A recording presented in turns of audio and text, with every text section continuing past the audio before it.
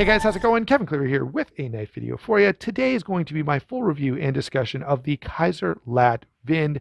And this knife is one of those knives that is going to be nearly EDC perfection. All right, this gets a lot of things really, really right. The one thing that it probably doesn't get all that right is there's this glaring issue right down the middle of the knife, which is this line, and it's completely inexplicable to me. I mean, okay, I get they're trying to go for like design, whatever, but I really think it takes away something from this knife. And so all I would say is this: watch this video, bear with me, and I hope that by the end, we may be able to overlook this line and still deem this as a really, really good option for a high-end or high-ish end EDC. This is not that expensive either. I think, they're probably around 150 bucks now. And if you give, you know how it goes with Kizer, give it 6 months and you'll be able to pick them up for like 90 bucks on eBay. So I think for that, for the value of this, it's going to be pretty attractive. So let's first off hit on size and weight, which is one of the things this knife does really, really well. Now, by the way, let me again reiterate that I kind of think this is a perfect EDC folder.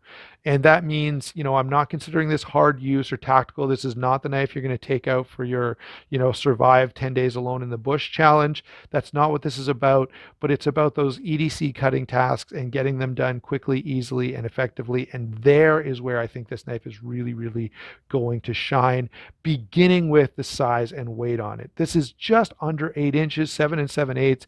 The blade length, so under 8 inches, but a full 3.5 inches of blade length is fantastic. The closed dimensions on this are great. This is a knife you don't even know you've got with you. It's 4 3/8 closed. That is really like under 4.5 inches closed to still get 3.5 inches of blade length is really, really impressive. There are very few knives that get that level of efficiency in terms of blade to handle ratio. It's still, and again, it's got more to impress, okay? Yes, I know there's a line, but 4 inches nearly, like 3 7/8 inches of grip area on a knife this size, okay, to be under 8 inches, to have less than 4.5 inches of handle in overall, and still get almost 4 inches of grip area is really, really well done. And all of that comes in under 3 ounces, 2.6 ounces for a knife of this size with that much handle real estate, with that much blade. To me, that's a win. Just on those numbers alone, this is a pretty outstanding knife. All right. So that's the first thing I've got to say. If Kizer would offer this in some other colors, all right, I could picture this anodized blue. I could picture it bronze. Like there's lots of color options available. Why they went with black with a line on it, I will never know. But there's a lot of good about this knife, guys. A lot of good. The blade is S35 VN with a drop point. It's fairly slim, so it's a little under 1/8 of an inch thick. All right, which is kind of, standard folding knife fare. High flat grind, 18 thousandths behind the edge, which is pretty thin. I mean, it's not the thinnest thing that we've ever seen, but it's pretty darn good. And I have to say, with the fairly thick stock combined with a reasonably thin edge, this cuts really, really nicely. Like it's almost a folding paring knife. It really works well for kitchen use. It works, I mean, cut out cardboard, rubber, anything where slicing ability matters, this is really going to shine. Again, it's not the toughest blade stock. It's not a big, heavy, pounding blade that you're going to be batoning through everything in the bush. That's not what it's made for. And for what it's made for, it's a big success. They've done a nice job with the crown spine here. Really comfortable if you want to get a finger or a thumb out there. Really nicely done. They've done a nice job with the sharpening choil and with the plunge grind.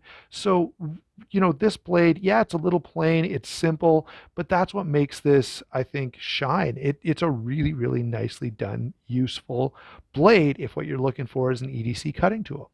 Moving over to the action, we're not quite done talking about cool features yet. All right, we have here something fairly unique in that this has a minimal sort of rear flipper, which works highly effectively, and a front flipper, which is also really good. And a couple of things that I have to say here in terms of getting the detent right so that both of those deployment options work, that's not easy. And Kizer has done a really nice job. So again, guys, there are a lot of really impressive features here. The action is smooth, it's fast, right? Really,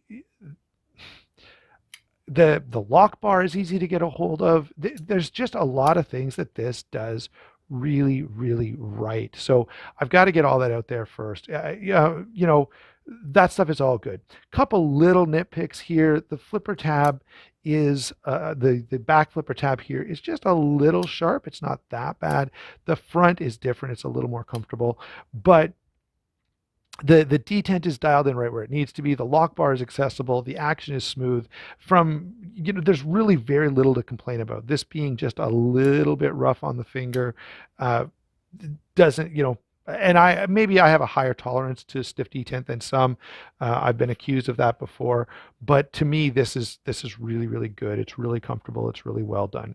Now moving on to the handle. The handle is, titanium frame lock, pretty typical stuff, single standoff, really well done milled titanium clip. The only issue that I see here is, I wish for a different finish. Okay, the black, if it was all black, that would be a little bit different.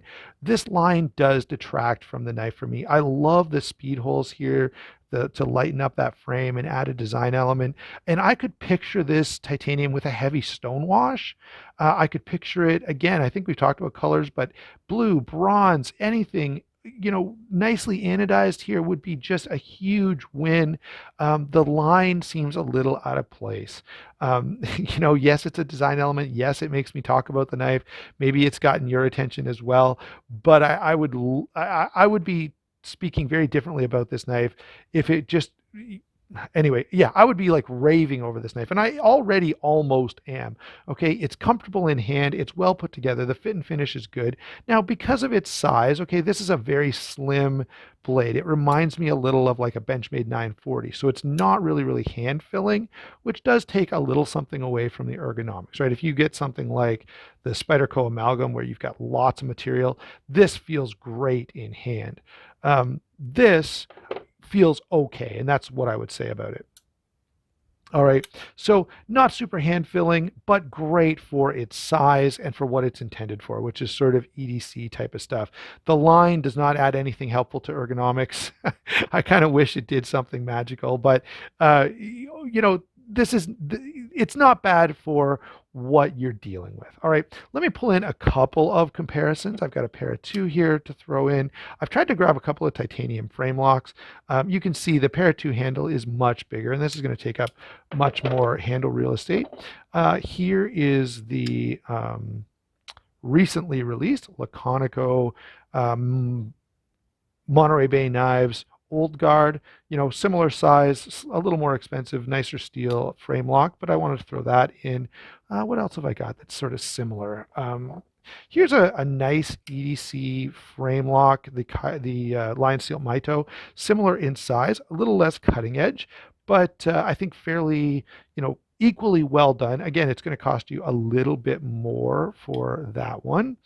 I don't have a whole lot else here that I find super comparable. There's the Chris Reeve knives in Cosi, and the one other knife that I did want to bring in is going to be the Artisan Centauri. Mostly because it's a front flipper. It's very slim, very lightweight. So, sort of similar in terms of, they're decently well done titanium frame locks from overseas companies. They're both very slim. They're both pretty well put together, and they're both interesting designs. So I thought I'd throw that out there. I think the Artisan you're going to find for sale at a discount price a few different places these days. So, well, it's certainly a little more expensive. It's not tons more expensive. Okay, so having touched on those comparisons, of course, this stands out from all of them because one, it does legitimately stand out because none of them get size, weight, and carry quite as well done as this one does. And of course, we've got this fantastic line that all of the other comparisons are lacking. And so, I guess maybe you could improve all your other knives by just getting a ruler and a paintbrush and adding a line to all of them. Overall, this is a really nice knife, guys. I have very few issues to complain about. Like I said, the flipper is a little sharp, but nothing to really make a big point about. It's got lots of cool features. The action is enjoyable. I love the double, the sort of front flipper and rear flipper option. I like the size and weight. I like the blade. Um, this is a really, really well done knife overall. I hope that there are more models, and hopefully there are some options that don't have a stripe. I could really do without the racing stripe. Thanks a lot for watching. Don't forget to like and subscribe. If you want to pick one of these up, I do think Justin has some at White Mountain Knives. I hope I'm not lying to you. It feels like every time I say that, the very first comment on the video is, "We checked, he doesn't have it." I'm like, well. So I hope he has it.